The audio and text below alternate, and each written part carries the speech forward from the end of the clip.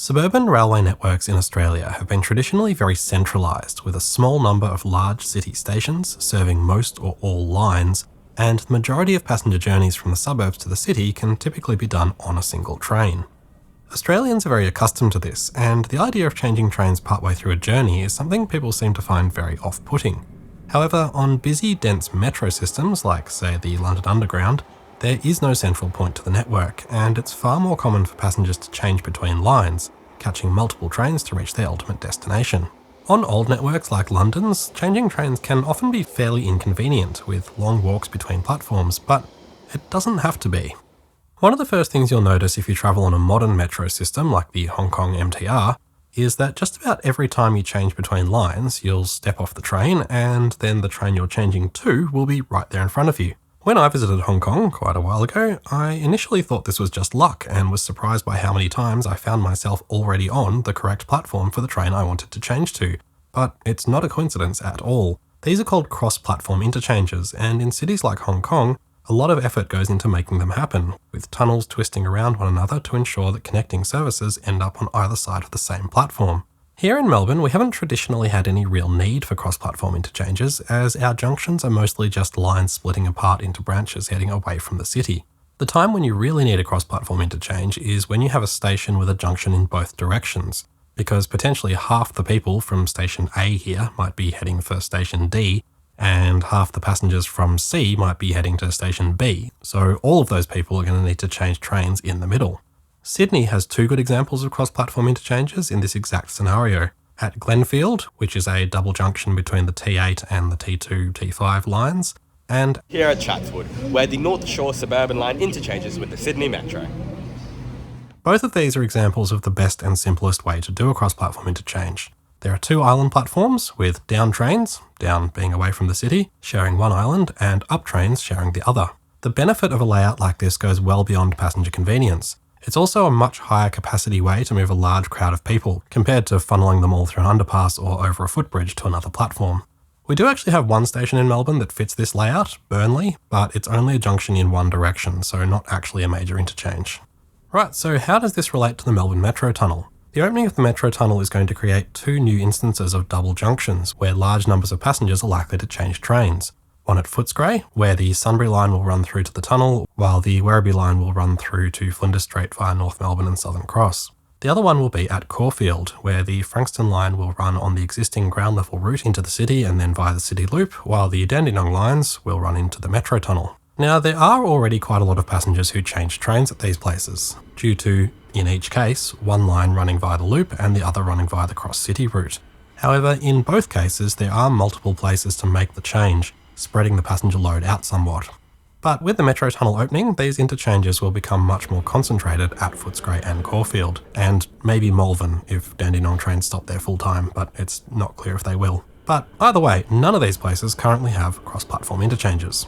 I don't think there's a huge amount we can do for Footscray. It already has a pretty high capacity footbridge, and the triangular shape of the station makes any changes to the track layout pretty hard. So in this video, I'm going to concentrate on what we can do about the more problematic location, Caulfield. Here's the current situation.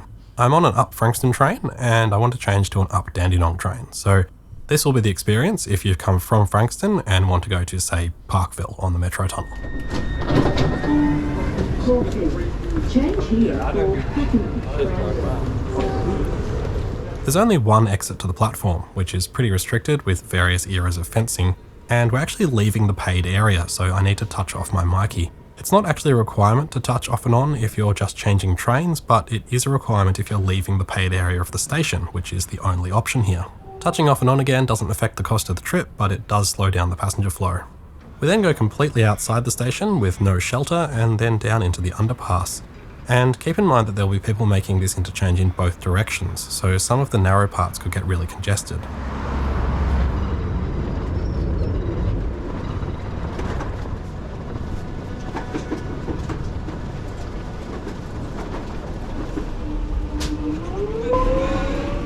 This walk is entirely step-free, but the steep ramps don't actually meet the current requirements for disability access.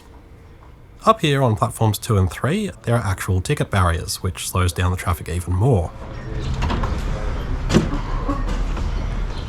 That took me just under 2 minutes as an able-bodied adult on a not particularly busy day, and I got off the other train really close to the exit.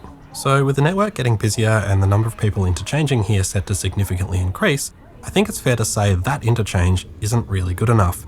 And as far as I'm aware, there are no current plans to fix the situation by the time the tunnel opens. So, how could it be improved? Well, the obvious cheap and easy answer is just to build a new high-capacity footbridge at one or even both ends of the station with wide walkways and no need to leave the paid area. This could be very similar to what they did with the new Southern Concourse at North Melbourne. Realistically, this is the only solution I can see actually happening, but what if we went a bit more ambitious and tried to get a proper cross-platform interchange here? To be absolutely clear, this is just me crayonning. It may surprise you to know that I don't have the resources to do a proper feasibility study on this. I have seen some suggestions about fixing this problem with a complete demolition and rebuild, but one of my priorities here would be retaining as much of the heritage station as possible, so we're not going for a full LXRP style rebuild. The current layout has the northern pair of platforms carrying the Dandenong line in Dandenong Line Blue. Hold on a second.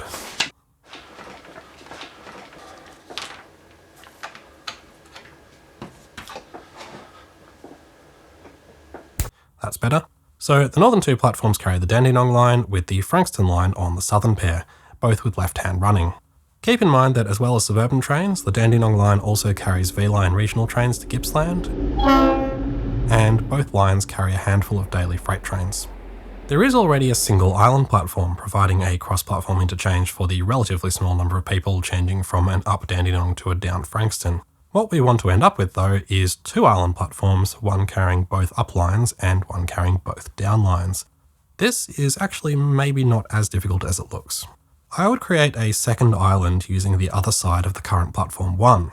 Let's call it platform 0 just to avoid confusion on the existing platforms, which we don't have a local precedent for, but that's exactly what they do in this scenario in the UK. Making space for our platform 0 could be a bit messy, but most of the existing space is just a low-capacity car park, which holds roughly 100 cars, including this on-street parking here. 100 cars might sound like a lot, but that's roughly one carriage load of passengers at a station with over 10,000 boardings a day, so it's a really insignificant number. Despite what some people seem to think, driving just isn't a common way to arrive at an inner suburban station like this. Also, if you really don't want to reduce the car park numbers, just make this one over here multi-level. Right, so we've got our two islands, now we just need to make the track layout work. There's a few ways you could do this, but I think what I would do is run the Frankston line through platforms 1 and 2, which is what it does already, so that's easy. Then I'd shift the down Dandenong line onto 3, that gives us our down direction interchange. And then for the expensive bit, getting the up Dandenong across to platform 0. This would have to be on a fairly long flyover, jumping over the Frankston line, and depending on how you fit it, probably over the Queen's Avenue Road Bridge too. It might be a little difficult to fit the ramp coming down between crossing the Frankston line and reaching the platform, but it also might be possible to shift the platform slightly further towards the city to provide more space if need be. Then at the up end, we'd go carefully around this nice palm tree here and rejoin the existing alignment. It might be necessary to close this section of Normanby Road, which I don't think would be much of an issue as traffic can just go around this way. Now, that all looks pretty smooth so far, but we've created another problem for ourselves, which is that our 4 tracks on the upside are now in the wrong order to match up with where they need to be closer to the city. This isn't a major problem, it just requires one more flyover to jump the up Dandenong back across to its original position. And that could be located pretty much anywhere between Caulfield and Hawkesburn, probably in this fairly open straight area between Malvern and Armidale. And it would probably be possible to have this one fairly short, as you could make the Frankston line dip down a bit to compensate as well. Or do the whole thing in reverse if that's easier. Back at Caulfield, we're left with nothing using platform 4. You could just keep it as an additional platform for stashing faulty trains or doing overtakes, or you could lift the track and use it for something else. It doesn't really matter for the purposes of what we're looking at here. With the current layout, trains on both lines can terminate at Caulfield in both directions, and that functionality could be retained on the Frankston line with the new layout without any major changes. It would be a bit less practical for the Dandenong line, but I'd suggest putting a crossover beyond the flyover at the down end for up trains to terminate, and down terminations could use the same crossover reversing at the next station, Carnegie. If one platform isn't enough to handle the traffic, that could also be a double crossover using both platforms. I would also like to controversially re-increase flexibility by reinstating the crossovers between the two lines here, which were removed in early 2023. And with our new track layout, this could be done with no conflict between up and down trains. So that's how I'd do it. I'm sure many people would say this could never happen because it would be too expensive, and a decade ago I probably would have agreed with you, but the cost of doing something like this would be quite comparable to many of the grade separations that we've been doing all over the city for years now, and unlike many of those projects, this is something that would directly and measurably benefit a large number of rail passengers on every single trip. Realistically, this won't happen because it's just not the way we do things around here. The Department of Transport probably doesn't even own this many crayons. But I do think it's worth considering that these are the sorts of things that make a good transport network truly great, and create a level of convenience that really attracts people to use the system. If you've got any ideas on how we could do this even better, let us know down below, and thanks very much for watching.